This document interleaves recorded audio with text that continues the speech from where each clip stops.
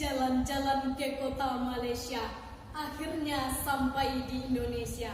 Jadilah pemuda yang berakhlak mulia, baik bagi bangsa maupun negara. Assalamualaikum warahmatullahi wabarakatuh. Alhamdulillahirabbil alamin. Wabihi nasta'inu ala umuri dunya waddin. Asyhadu an la ilaha illallah wa asyhadu anna Muhammadan abduhu wa rasuluh. La nabiyya ba'da, amma ba'du. Pertama atau yang paling terutama sekali, marilah kita sama-sama mengucapkan puji beserta syukur kehadirat Allah Subhanahu wa taala yang telah melimpahkan rahmat dan karunia-Nya kepada kita bersama. Dengan rahmat dan karunia-Nya itulah saya sempat menyampaikan pidato pada kesempatan kali ini.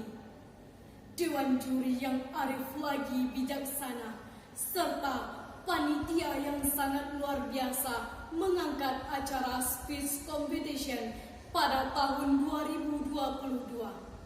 Pada kesempatan kali ini, izinkan saya menyampaikan sebuah pidato yang berjudul Rasulullah sebagai figur luhur, contoh tinggi di era globalisasi.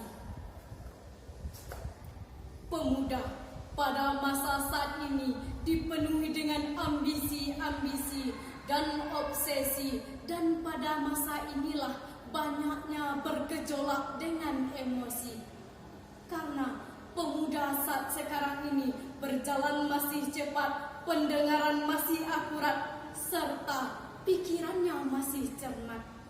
Oleh karena itu, pantas saja pemuda dianggap sebagai pemegang tongkat estafet umat pada saat sekarang ini.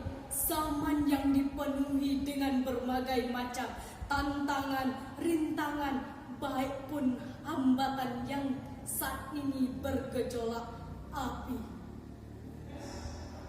Oleh karena itu, terdapat dalam surah Al-Ahzab ayat 21 yang menjelaskan sebagaimana Rasulullah sebagai contoh yang patut diikuti oleh pemuda saat sekarang ini, yang berbunyi, A'udzu billahi minasy syaithanir rajim. Bismillahirrahmanirrahim. Laqad kana lahum fihi rasulillahi uswatun hasanah liman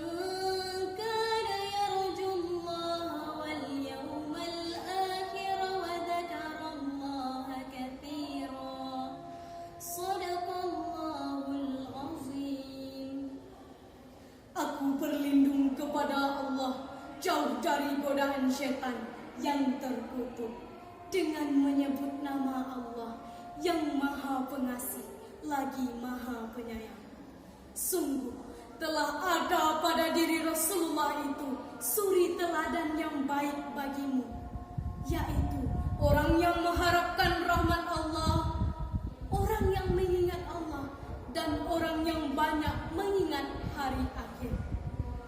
Ayat tersebut menjelaskan kepada kita sekaligus menginformasikan bahwa Rasulullah sebagai suri teladan yang baik, contoh tinggi yang harus diikuti dengan sepenuh hati, baik perkataannya maupun perbuatan dan tindakannya.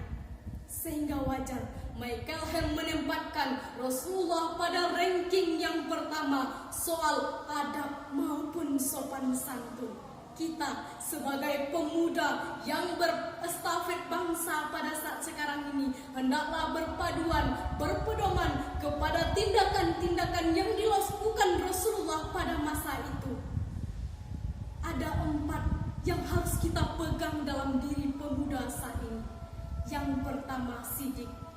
Kita lihat banyak para pemuda-pemuda yang berbohong, maupun sekecil apapun perbuatan bohong kaumnya itu. Dan pada saat sekarang ini, hendaklah kita mengikuti Rasulullah, yakni jujur dalam hal apapun. Hendaklah jujur kepada kawan, lawan, maupun kepada orang-orang yang kita temui saat sekarang ini. Yang kedua, tabligh, menyampaikan. Seorang pemuda harus bisa berkomunikasi baik kepada siapapun agar apa yang disampaikannya tersampaikan secara benar. Yang ketiga, fatonah, pemuda harus mengikuti sifat Rasulullah yang fatonah, yakni cerdas. Kita sebagai kaum intelektual yang memiliki moral dan etika yang sangat tinggi, hendaklah mengikuti sifat Rasulullah, yakni cerdas. Karena kecerdasan akan membawa seseorang pada jalan kebenaran. Yang keempat, amanah. Amanah apa? Yang diamanahkan kepada seseorang hendaklah benar-benar bertanggung jawab terhadap apa yang diamanahkan orang lain kepada diri sendiri. Jika keempat tersebut teraplikasikan, sungguh sifat Rasulullah akan selalu diikutinya. Yang ketiga, menurut Dr. Quraisyhab mengatakan ada 3 sifat Rasulullah yang sangat sulit kita terapkan pada saat sekarang ini. Yang pertama, memaafkan lawan maupun kawan. Kadang seseorang berbuat salah, kita malah memaki-maki orang tersebut. Yang kedua, ia selalu berlapang dada. Apa yang ia berikan kepada orang lain dengan tulus dan ikhlas.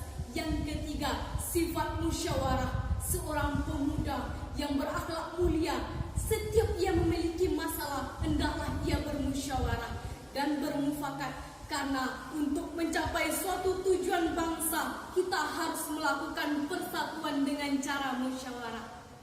Jadi dapat disimpulkan bahwa Rasulullah sebagai contoh figur luhur di era globalisasi dapat kita ikuti dengan menerapkan akhlak-akhlak Rasulullah walaupun sekecil apapun. Mungkin hanya itu yang dapat saya sampaikan. Jika ada salah dan khilaf, saya mohon maaf. Saya sudahi dengan wassalamualaikum warahmatullahi wabarakatuh.